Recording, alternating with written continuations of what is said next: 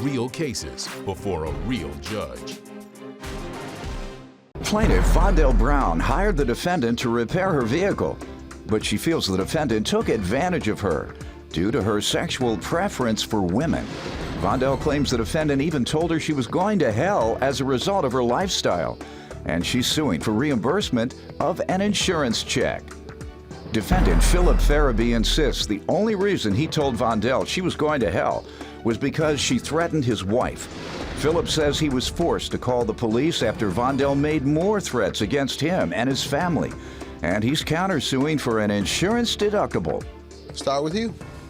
First of all, felt like that I was taken advantage of because of my sex preference for one, or who I am. Who took advantage of you? Philip Farabee, the dude. He knew your sexual preference? No, Yes. sir, I didn't know her. How did he know your sexual preference? Because this is not my first time dealing with him about a vehicle. I know, but how did he know your sexual preference, though? Because he told me as an individual He that I told was you going what to you were? hell. Yeah, because of my sex preference. And if I'm going to you for business, this is business. This has nothing to do with my lifestyle and who I am. Did you tell her she was going to hell? First of all, I told her, she made a statement, a sexual harassment statement in a mediation about my wife, saying that she was going to take a sex toy and have sex with her on the mediating table in front of me and the mediator until she loved her and leave me.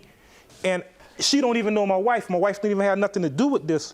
So I told her, yeah, exactly. I mean, that's evil. I mean, what I believe in is I'm a family. I'm a family man. I have 5 kids and I love my wife.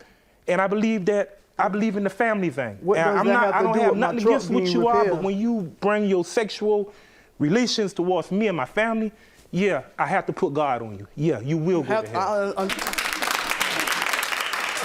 got nothing else to say about that, y'all. She'll go to hell for the threat. For the threat.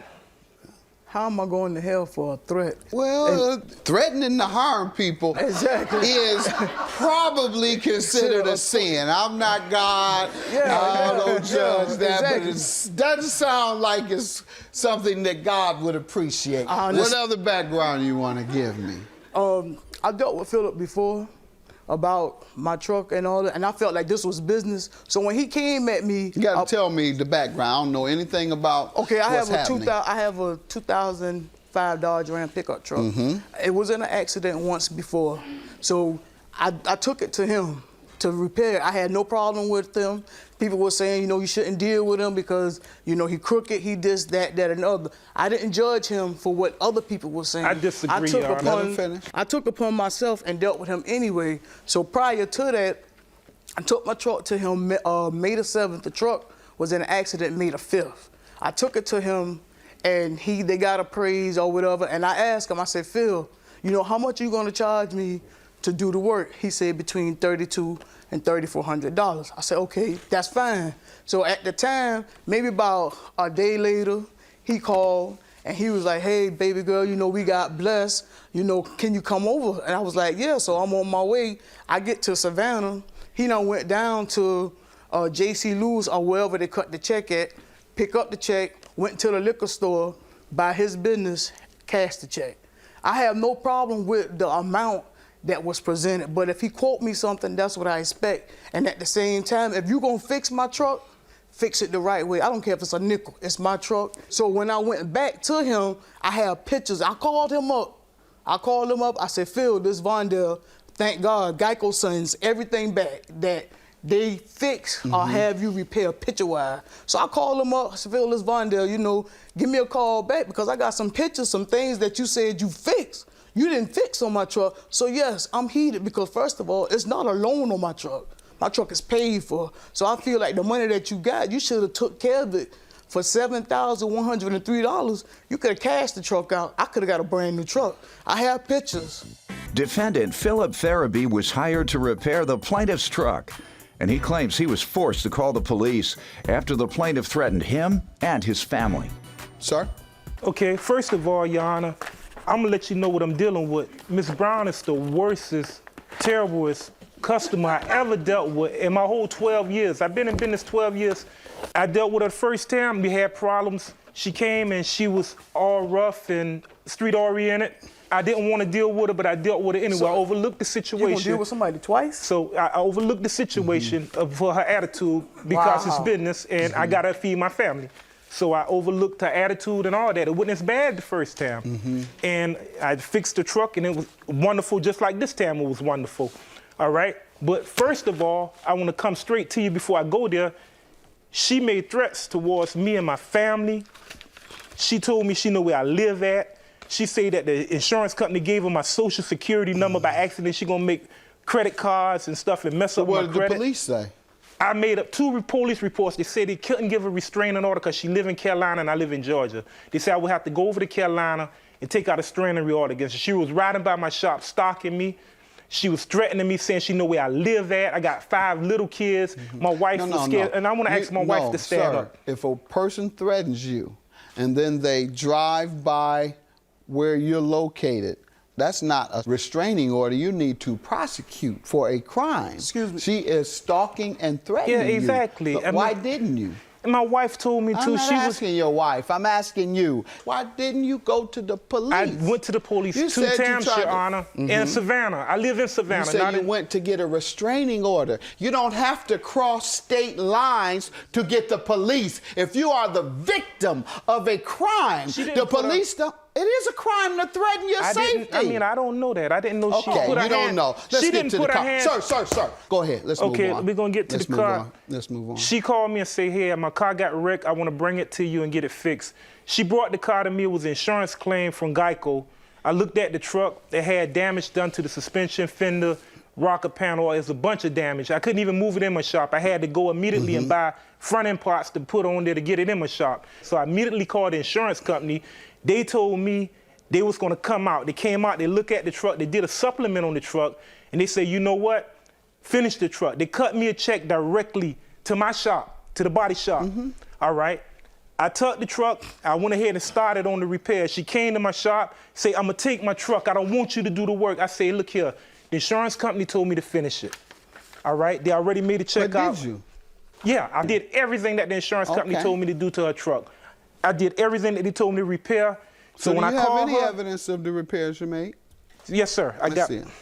Do you have an estimate of the repairs? Yes, I do. And you're saying that he didn't do a good job and that's why you want the money? Yes, because things that he claimed to fix, he didn't complete it. As you can see, that as you look at the bumpers, that you'll see that it's a tie rod that's holding both sides and is incomplete. The window part where he put the lights in, they're not level right at all. But he got paid for all. Did you go to someone else? No, I didn't. And I painted her whole truck, Your Honor, for free. She complained so much.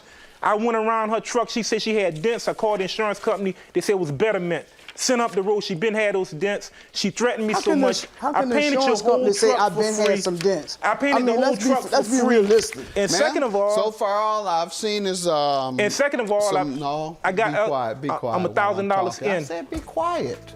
Defendant Philip Farabee was hired to repair the plaintiff's truck, and he claims he was forced to call the police after the plaintiff threatened him and his family. Ma'am, all I see is something where the bumper isn't attached properly. Okay. How does that amount to $5,000? Okay, these right here as copies of what Geico sent that he was supposed to repair. These Let's are see. all that right there. They gave you 30 pages? Yeah, because they give you everything. When you ask for copies, they Just send show me pictures. the one that lists the repairs. And then he had my truck for a month, a whole month. They give you a month rental in your truck. Hit that hard, it's going to be a month. Man, and first and third of all, it's not even your truck. Hit that hard, it's going to be a month. Exactly. You told me a week, and it takes a whole Is that month. what you said? That's what he said. If you hit it that hard, it's going to be a month. No, the insurance company recommend a month on a heavy collision job like that. The truck was hit, the and you told her it would be a month? The insurance company gave a month on the truck. No. For repair? They came back with a supplement. They came back, you have to give it. You have any of that? Yes, sir, I got everything. I got the whole layout right here. And I want to make another thing clear to you too, Your Honor. First of all, this is not your truck. First of all, I'm being sued by the wrong person. The insurance company said they didn't even know you. When I called the insurance company, they said, this is Rufus' truck. You complaining about a Rufus money. He never called me and say, hey, I'm not satisfied with my truck. Why do we go through all this and you're just now telling me that this that's what it says. Here you go right there. Here you go right here. That's not even her truck. Here you go. I know, but why do you have me go through all this instead of just telling me this truck doesn't belong to her? You didn't know that when you were going through all this? When you got your insurance check, did you know that? I tried to stay in order. Hold on. Did you know it wasn't hers when you received No, the she came to me with the truck when I called when we was having so many problems. Where did you get these names from then? Sir? Where did you get these names from? They on the claim that the insurance company sent me. I'm the body shop. Right. So you did know. I mean, they sent that to me. Right, and it didn't have her name. So just as you're telling me today, be quiet. Just as you're telling me today, it's not hers because her name isn't on it. You knew that when you received the check. And I asked them. Yet you cashed the check. No, I asked them about that. You didn't? Give me the check then. Where's the check? You say you cashed it, didn't you? No. So let's see it then. Where's the check? The repairs was done on the car, Your Honor. So you did cash it.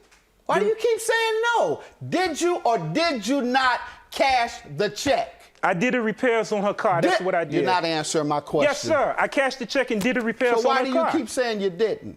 So you cashed a check for something that wasn't in her name that you knew wasn't hers. That is fraud, and you participated in that fraud. Ma'am, do you have any evidence that it was yours? It's my mother's truck. But you have evidence that it was your mother's truck? Yes, I do. Let's see it. Here's the paperwork to where the car was at Enterprise for a whole month. And then I had to send the insurance people a copy of the title to the car because they thought it was a lien on the vehicle. Let's see it. The insurance company said they didn't even know you when I called them. So you're going to throw this up at the end of all this as a Hail Mary pass, trying to win your case after we go through all this. If you had any doubts about whether the car was hers, about whether the check was legitimate, why didn't you look into that fraud? I asked the insurance company, and they told me that the truck and the insurance claim was for Rufus. So I asked them, who was she? They said she could be his daughter, niece, we don't know. So why are you now bringing it up, saying you know nothing about he never who complained to me. Your claim is granted. I think you are a fraudulent car repairman. Have a good day, and your claim, yours is dismissed. Thank you. Thank you. I'm glad it's over with, and I just don't want no problems with her threatening my family no more. I mean, for her to make threats against my wife and slander me. Lady, first of all, I never seen her day in my life, so how could you say I make threats? Yeah, you did. And then for one, he dealt with me twice, not once, so he should have caught that dice. Yeah, man, I hope God bless you for your good lives. Oh, yeah, he is. Yeah, he needs to.